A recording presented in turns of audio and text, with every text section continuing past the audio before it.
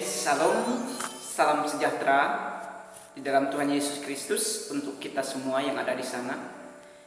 Saudara yang sekasih dalam Tuhan Yesus Kristus, tentunya ada sukacita bagi kita karena pada saat ini kita sedang merayakan hari Paskah, yaitu hari kematian dan kebangkitan Tuhan Yesus Kristus, Tuhan Juru Selamat kita. Saudara yang sekasih dalam Tuhan Yesus Kristus, pada saat ini saya rindu sekali mau berbagi kebenaran firman Tuhan untuk kita semua mengenai perayaan Paskah yang ada. Namun sebelumnya mari kita bersatu di dalam doa. Bapa di surga, terima kasih, bersyukur pada saat ini ada kesempatan Tuhan berikan bagi hamba-Mu untuk menyampaikan kebenaran firman-Mu bagi semua anak-anak-Mu yang akan menyaksikan video singkat daripada renungan firman-Mu ini. Urapi hamba dengan darah kuasa-Mu, urapi setiap anak-anak yang akan mendengarkan, dan hamba hancurkan segala kuasa kegelapan, kuasa iblis yang berupaya ingin mengganggu, mengacau akan perenungan firman-Mu. Hamba tolak, hancurkan di dalam nama Yesus Kristus, biarlah Roh Kudus-Mu yang memimpin kami. Terima kasih, ampuni dosa hamba, kesalahan hamba, terpuji nama-Mu. Di dalam nama Yesus Kristus, Allah hamba yang hidup, dan menyerahkan waktu perenungan firman-Mu. Haleluya, amin.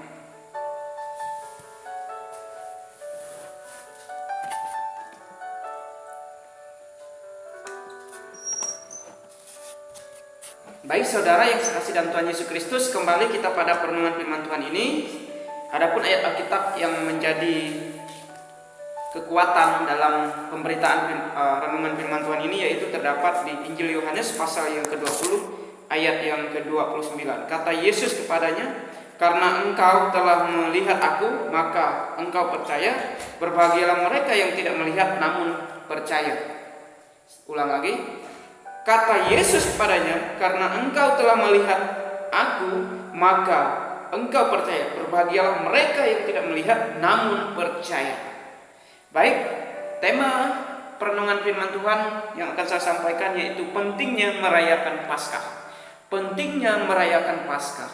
Saudara yang saya kasih dalam Tuhan Yesus Kristus, kenapa saya mengambil tema seperti ini, pentingnya merayakan Paskah? Karena dilatar belakangi dalam kehidupan manusia yang terjadi, yang kita lihat adalah banyak orang itu meragukan akan Paskah. Banyak orang itu tidak mau merayakan Paskah. Bukan orang yang tidak percaya kepada Kristus saja, tapi orang-orang yang sudah percaya. Ada bagian-bagian organisasi kekristenan yang mengatakan dirinya kekristenan tapi tidak merayakan Paskah. Maka ini saya mau bahwa kita harus paham pentingnya merayakan Paskah. Paskah itu artinya itu berbicara tentang, yaitu Paskah itu berbicara tentang bagaimana karya Allah. Bagaimana karya Allah yang dinyatakan di tengah-tengah kehidupan manusia. Kalau kita melihat Paskah di dalam perjanjian lama itu berbicara arti Paskah itu hari pembebasan, hari kemenangan akan umat Israel yang keluar dari bangsa Mesir. Bagaimana Allah menyertai mereka, bagaimana Allah menyelamatkan mereka. Mereka keluar dari perbudakan bangsa Mesir pada waktu itu. Di dalam perjanjian baru, Paskah ini berbicara tentang kematian, penyaliban,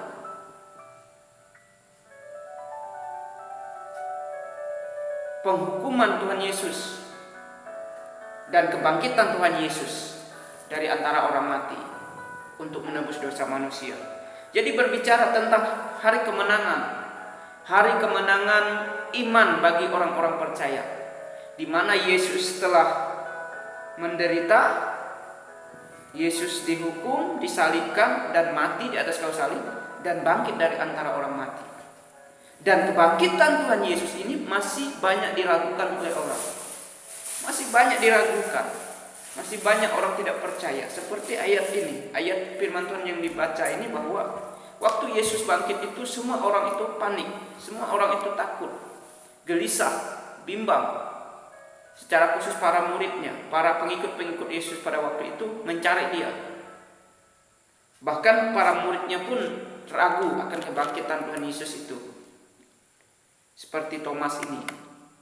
Saudara yang kasih dalam Tuhan Yesus Kristus, pentingnya berbicara tentang pentingnya Paskah ini pentingnya merayakan Paskah, pentingnya memperingati hari Paskah itu harus kita pahami. Paskah itu ya bisa juga saya terima juga ada pendapat orang menulis stiker itu Paskah itu dikatakan begini. Pasti aku selamat karena Allahku hidup. Kepanjangan daripada Paskah itu pasti aku selamat karena Allahku hidup. Saya pikir ini ada benarnya juga karena memang berbicara tentang Yesus telah hidup kembali. Berbicara tentang kematian dan kebangkitan Tuhan Yesus. Yesus bangkit dari antara orang mati dan hidup kembali. Begitu juga dengan berbicara tentang manusia juga, iman manusia itu hidup kembali oleh karena kebangkitan Tuhan Yesus Kristus. Dulu manusia itu dikuburkan, diperbudaki oleh dosa. Tapi melalui kematian dan kebangkitan Tuhan Yesus itu, semua kutukan dosa itu ditanggung oleh Tuhan Yesus, dikuburkan, dihancurkan oleh darahnya, dan dia membangkit, memberikan kemenangan, memberikan kedamaian bagi manusia. Jadi Paskah itu pasti aku selamat karena Allahku hidup. Sangat menarik kalimat ini. Dan memang Yesus bangkit itu memberikan kehidupan yang baru bagi umat manusia yang berdosa. Memberikan kemenangan iman.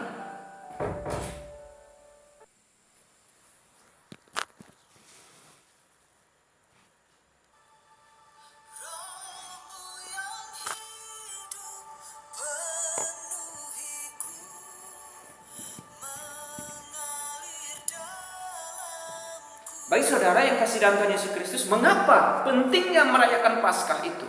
Tadi saya sudah jelaskan latar belakangnya seperti apa. Dan ini ada beberapa poin yang akan saya bagikan mengapa kita penting merayakan Paskah. Yang pertama itu Paskah itu adalah ketetapan dari Allah. Yang pertama Paskah itu adalah ketetapan dari Allah. Kita lihat di kitab Keluaran pasal yang ke-12 ayat 17. Di sana berbicara bahwa Allah menetapkan hari Paskah bagi bangsa Israel pada waktu itu. Setelah bangsa Israel keluar dari perbudakan bangsa Mesir itu, Allah menetapkan hari Paskah ini bagi mereka. Dan hari Paskah ini ditetapkan. Berbicara tentang ketetapan ini, berbicara tentang peraturan yang mutlak dari Allah, yang harus ditaati, yang harus dilaksanakan oleh bangsa Israel, merayakan Paskah. Ketetapan, peraturan. Kenapa saya mengambil daripada konteks ini? Karena berbicara tentang Paskah yang di Perjanjian Lama itu juga memiliki keterkaitan dengan Paskah di Perjanjian Baru, yaitu tentang Yesus. Tipologi Paskah yang ada di Israel itu, yang dilaksanakan oleh Israel itu, Allah perintahkan pada itu, merupakan tipologi. Dan antitipenya adalah di dalam Perjanjian Baru, penggenapan. Allah menubuatkan akan Paskah di Perjanjian Lama itu, tetapi penyempurnaan dari Paskah itu adalah di Perjanjian Baru, yaitu Yesus Kristus. Berbicara tentang anak domba, persembahan anak domba yang harus dipersembahkan oleh bangsa Israel itu pada Allah itu digenapi dalam Perjanjian Baru, yaitu Yesus. Yesus adalah korban sejati anak domba itu untuk menebus dosa. Yang kedua saudara, yang kedua itu hari Paskah itu adalah hari bagi Tuhan, hari raya bagi Tuhan. Ingat saudara, kenapa ini terdapat Keluaran pasal 12 ayat yang ke-14 ini, bahwa hari raya Paskah ini adalah hari raya bagi Tuhan, bukan bagi manusia. Dan yang terjadi, banyak orang salah mempergunakan ini. Banyak umat manusia salah mempergunakan hari perayaan Paskah ini. Hari perayaan Paskah ini digunakan untuk kegiatan dunia. Yang diutamakan itu, yang disiapkan itu bukan hatinya, tapi berbicara tentang materinya, berbicara tentang kebutuhan jasmaninya, mempersiapkan makanan, mempersiapkan kue, segalanya. Dia lupa bahwa Paskah ini adalah hari raya bagi Tuhan. Maka kita lihat bahwa di kitab Keluaran ini berbicara tentang Paskah ini ada peraturan-peraturan yang Allah berikan. Ada peraturan-peraturan yang Allah berikan, batas-batas apa yang harus dilakukan oleh bangsa Israel pada waktu itu.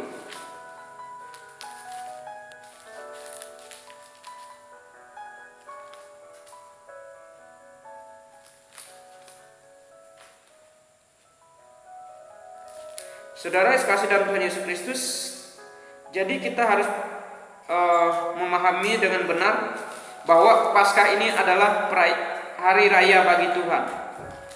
Hari raya bagi Tuhan.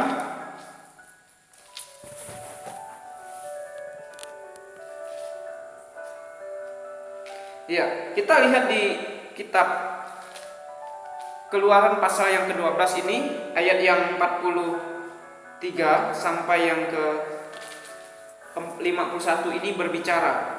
Jadi ini berbicara tentang Paskah itu adalah ketetapan Tuhan dan hari raya ibadah bagi Tuhan.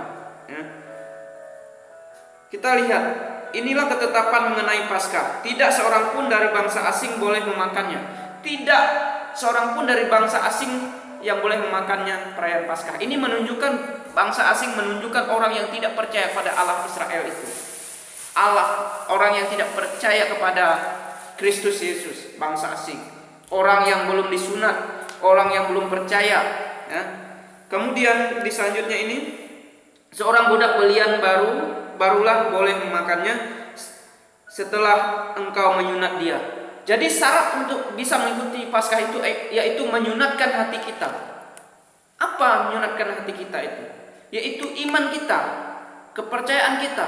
Kalau konteks sekarang harus bersunat kalau dalam tradisi orang Yahudi pada waktu itu. Kemudian orang pendatang dan orang upahan tidak boleh memakan. Orang pendatang dan orang upahan tidak boleh makan. Ini berbicara juga orang yang belum percaya. Tidak boleh merayakan Paskah itu. Paskah itu harus dimakan dalam satu rumah juga. Tidak boleh kau bawa sedikit pun dari daging itu keluar rumah. Satu tulang pun tidak boleh kamu patahkan. Segenap jemaah Israel haruslah merayakannya. Jadi Paskah itu adalah persekutuan. Ini adalah nubuatan tentang akan Paskah yang di perjanjian baru, bahwa ini persekutuan, perjamuan dalam satu komunitas kerohanian, perjamuan. Makanya waktu Yesus itu sebelum dia ditangkap itu dia mengadakan perjamuan bersama muridnya. Ini penggenapan dari firman Tuhan ini. Jadi dilaksanakan. Tetapi apabila seorang asing telah menetap padamu dan mau merayakan Paskah bagi Tuhan, maka setiap laki-laki yang bersama-sama dengan dia wajiblah disunat.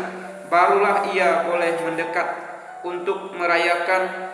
Ia dianggap sebagai orang asli. Tetapi tidak seorang pun yang tidak bersunat boleh memakannya. Satu hukum saja akan berlaku untuk orang asli dan untuk orang asing menetap di tengah-tengah. Jadi kalau bagi saudara yang mau merayakan Paskah itu, jadi intinya harus sunat hati, harus mengalami pertobatan, beriman kepada Tuhan Yesus.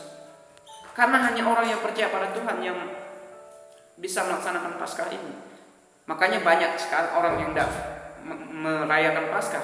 Orang yang tidak percaya pada Tuhan Allah Israel tidak mungkin mereka merayakan Paskah. Orang yang tidak percaya pada Tuhan Yesus tidak mungkin mereka merayakan Paskah. Maka kalau saudara mau merayakan Paskah, kalau saudara menganggap Paskah itu penting bagi saudara, pentingnya kalian juga mengalami pembaruan hidup, pertobatan dan pembaruan hidup pada Tuhan, yaitu beriman pada Tuhan. Saudara, kembali kita pada ini bahwa perayaan Paskah ini adalah perayaan bagi Tuhan, bukan bagi manusia. Tidak masalah kita persiapkan segala bentuk makanan dan ini itu, tapi yang utama adalah bahwa perayaan Paskah ini adalah perayaan hari ibadah kepada Tuhan, hari menyembah Tuhan, hari memuji Tuhan, mensyukuri, mengagungkan Tuhan akan karya penyelamatannya. Itu yang Tuhan mau. Persembahkanlah hidup saudara, hati saudara kepada Tuhan. Korban syukur saudara. Saudara yang kasih dalam Tuhan Yesus Kristus, kembali pada firman Tuhan ini bahwa yang ketiga mengapa kita penting merayakan Paskah, karena Paskah ini adalah bukti daripada iman kita kepada Kristus Yesus. Bukti daripada iman kita kepada Kristus Yesus. Jadi bagi orang yang merayakan Paskah itu, orang yang beriman kepada Tuhan Yesus, mengatakan dirinya beriman pada Tuhan Yesus, wajib merayakan Paskah. Wajib beribadah pada Tuhan di hari Paskah. Wajib percaya kepada kelahiran Tuhan Yesus. Wajib percaya kepada penderitaan Tuhan Yesus. Wajib percaya pada penyaliban. Wajib percaya kepada kebangkitan. Wajib percaya pada kenaikan Tuhan Yesus. Dan semua karya-karya dilakukan oleh Tuhan Yesus itu wajib percaya kalau saudara mengatakan diri saudara beriman. Tetapi kalau saudara tidak merayakan Paskah ini, tapi saudara mengatakan diri saudara beriman pada Tuhan Yesus, saya masih meragukan iman kepercayaan saudara. Saya masih meragukan keyakinan saudara, mengatakan diri saudara percaya pada Tuhan Yesus, tapi saudara sendiri menyangkal tentang karya penyelamatan yang Tuhan Yesus lakukan ini. Bapak Ibu Saudara yang kasih dalam Tuhan Yesus Kristus, yang ketiga, yang keempat, mengapa kita pentingnya merayakan Paskah? Yaitu yang keempat adalah bahwa Paskah itu berbicara tentang kematian dan kebangkitan Yesus Kristus untuk membinasakan kuasa maut. 1 Korintus pasal yang ke-15 ayat 26. Hal yang harus kita ketahui, kita pahami, kita imani adalah bahwa Paskah ini adalah berbicara tentang kekuasaan Tuhan, berbicara tentang kedaulatan Tuhan yang luar biasa, mengalahkan kuasa maut, menyelamatkan kita dari perbudakan dosa, memberikan kita jaminan hidup baru di dalamnya. Makanya Yesus itu mengalami kebangkitan dari antara orang mati. Dia mengalahkan kuasa maut. Kita melihat di ayat 1 Korintus pasal yang ke-15.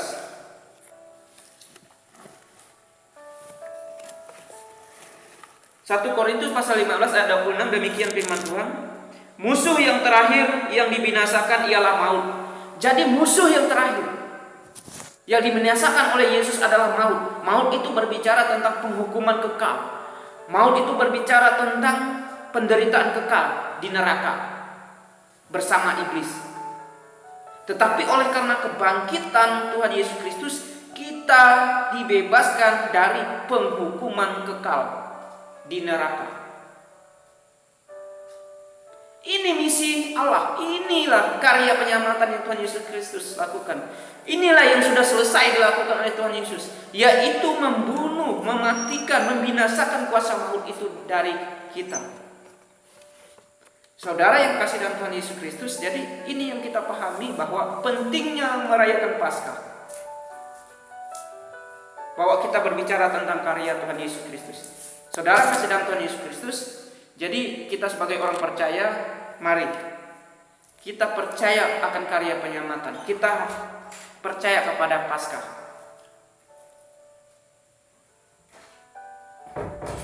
Kita jangan lagi memiliki iman seperti Thomas itu. Thomas sudah sekian tahun bersama Yesus, melayani bersama Tuhan Yesus, tetapi dia masih ragu akan kuasa Tuhan.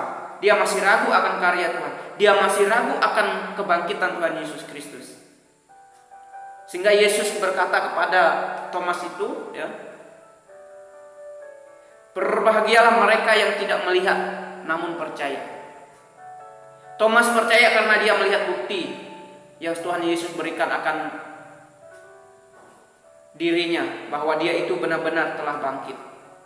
Tapi lebih berbahagialah orang yang tidak melihat kebangkitan Tuhan Yesus itu, tapi dia percaya. Untuk konteks sekarang, kita tidak bisa melihat lagi, mau cari bukti di mana?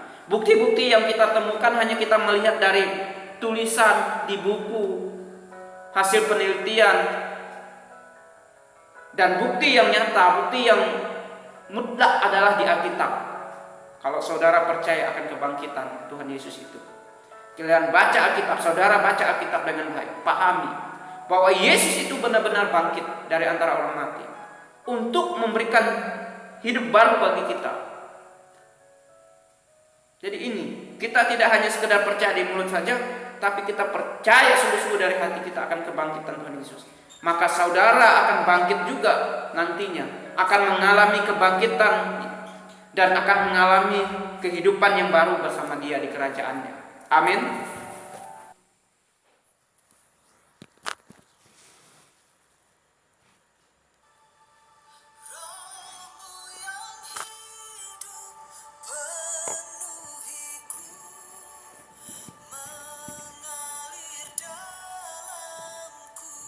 Saudara, aplikasi firman Tuhan ini untuk kita adalah kita belajar daripada Rasul Paulus, secara khusus di dalam kitab 1 Korintus pasal 15 ayat yang pertama sampai yang ke-11 ini berbicara tentang kebangkitan Kristus menurut pandangan Paulus.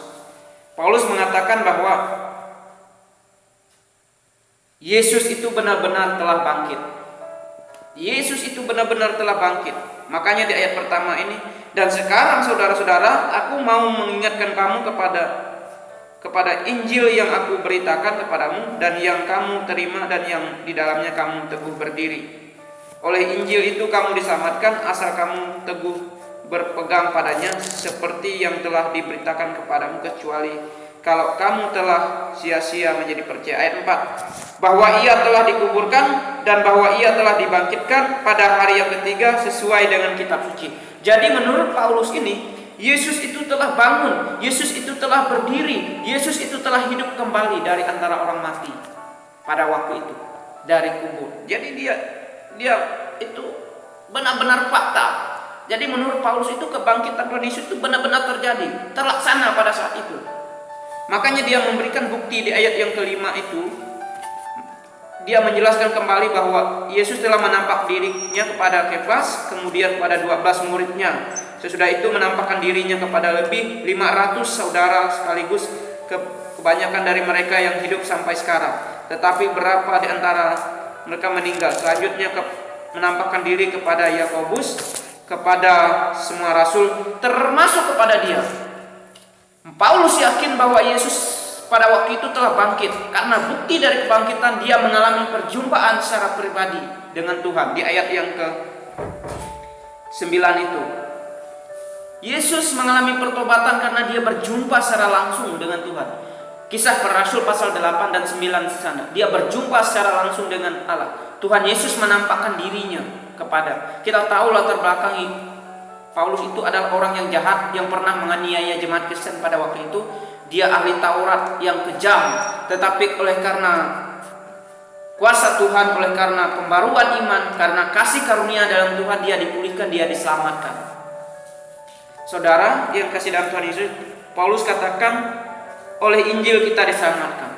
Percayalah kepada Injil Kristus, maka kita akan selamat. Ayat yang kedua itu. Yang kedua yang dia tekankan di sini, bahwa Yesus telah mati dan bangkit untuk menebus dosa manusia. Ayat yang ketiga, sebab yang sangat penting telah kusampaikan padamu, yaitu apa yang telah terima sendiri, ialah bahwa Kristus telah mati karena dosa-dosa kita sesuai dengan kitab suci. Jadi Kristus telah mati, Kristus telah bangkit karena dosa-dosa kita. Percayalah kepada Dia. Hargailah, hormatilah akan kasih karunia. Hargailah, hormatilah akan karya penyelamat yang sudah Tuhan Yesus Kristus lakukan bagi kita. Yang ketiga, saudara, kebangkitan Yesus dari antara orang mati benar-benar telah terjadi dengan bukti penampakan dirinya. Ya, jadi kebangkitan menurut Paulus itu benar-benar terjadi dengan bukti penampakan Yesus kepada para muridnya, kepada orang-orang yang ada pada saat itu, kepada semua rasulnya, dan terlebih kepada Paulus sendiri. Itu bukti. Yang keempat, saudara, aplikasi untuk kita dari Paskah ini, kebangkitan Tuhan Yesus itu, harus hidup di bawah kasih karunia. Harus hidup di bawah kasih karunia.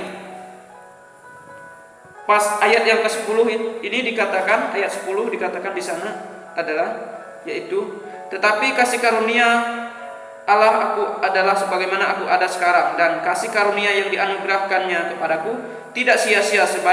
Sebaliknya aku telah bekerja keras daripada mereka semua, tetapi bukanlah aku, melainkan kasih karunia yang Allah menyertai.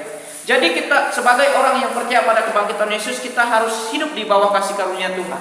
Seperti apa? Ayat yang ke-33 itu dikatakan di sana, janganlah kamu sesat, pergaulan yang buruk merusakkan kebiasaan yang baik. Sadarlah kembali sebaik-baiknya dan jangan berbuat dosa lagi.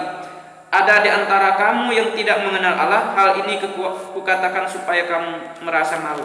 Jadi kita jangan berbuat dosa lagi, karena dosa kita ini sudah dihancurkan, sudah dimusnahkan, dilenyapkan oleh darah kuasa Tuhan Yesus. Jangan kita lagi hidup di bawah perbudakan dosa itu. Ini kita harus hidup di bawah kasih karunia. Kita harus hidup baru di dalam Tuhan. Ini menurut Rasul Paulus. Yang kelima, setia percaya dengan segenap hati kepada Tuhan. Setia percaya kepada Tuhan Yesus. Saudara, saya mengajak saudara yang belum percaya sungguh-sungguh pada Tuhan Yesus, mari serahkan hidup saudara untuk percaya kepada Tuhan Yesus. Percaya, serahkan hidup sepenuhnya pada Tuhan Yesus. Karena kita diselamatkan oleh Injil. Injil Kristus ini adalah Injil yang menyelamatkan kita. Injil yang membawa pada keselamatan. Jika saudara hidup di bawah pengajaran Injil Kristus, jika saudara taat pada firman Tuhan, Injil Kristus, maka saudara diselamatkan. Saudara mendapatkan mahkota kehidupan. Saudara memiliki kerajaan Allah itu. Karena Yesus sekarang sudah bersama Allah. Yesus sekarang sudah memerintah di kerajaannya. Dan Yesus sekarang sedang mempersiapkan tahta kerajaannya bagi orang yang percaya padanya. Dia akan datang kedua kalinya untuk menjemput orang-orang yang percaya kepadanya. Dan orang yang tidak percaya kepadanya akan dilemparkan, akan dibuang ke api neraka, akan dihukum di api neraka. Itu firman Tuhan. Yesus adalah jalan, Yesus adalah kebenaran, Yesus adalah hidup. Percaya kepadanya, maka akan memiliki kerajaan surga. Amin firman Tuhan. Mari kita berdoa. Bapa di surga, terima kasih pada saat ini hamba-Mu sudah memberi bicara kepada Tuhan akan firman-Mu. Biarlah firman-Mu yang hamba sampaikan boleh mengubah, memberkati setiap anak-anak-Mu yang mendengar. Kuatkan teguhkan iman mereka. Orang yang percaya, Tuhan kuatkan teguhkan imannya. Orang yang belum percaya, Tuhan selamatkan mereka, Tuhan pulihkan, Tuhan tegur hati mereka, Tuhan ketuk hati mereka agar mereka juga percaya akan karya penyelamatan yang sudah Tuhan berikan bagi kami. Tuhan, ampuni dosa kami dan kami jika selama ini kami tidak sungguh-sungguh percaya. Kami masih memiliki iman seperti Thomas, Tuhan, yang masih meragukan akan kuasa, yang masih meragukan akan karya-Mu. Tetapi ajar kami Tuhan, sekalipun kami tidak melihat-Mu secara mata jasmani saat ini Tuhan, tapi kami percaya bahwa Tuhan Yesus telah bangkit menebus dosa kami, menyelamatkan kami dari semua kutukan dosa, memberikan kemenangan hidup bagi kami. Terima kasih Bapa, terima kasih. Berkati semua anak-anak-Mu, berkati semua jemaat-Mu, berkati semua umat-Mu yang di muka bumi ini, supaya mereka sungguh-sungguh percaya pada Engkau, mencari keselamatan di dalam Engkau. Terima kasih, di dalam nama Yesus sama berdoa dan bersyukur.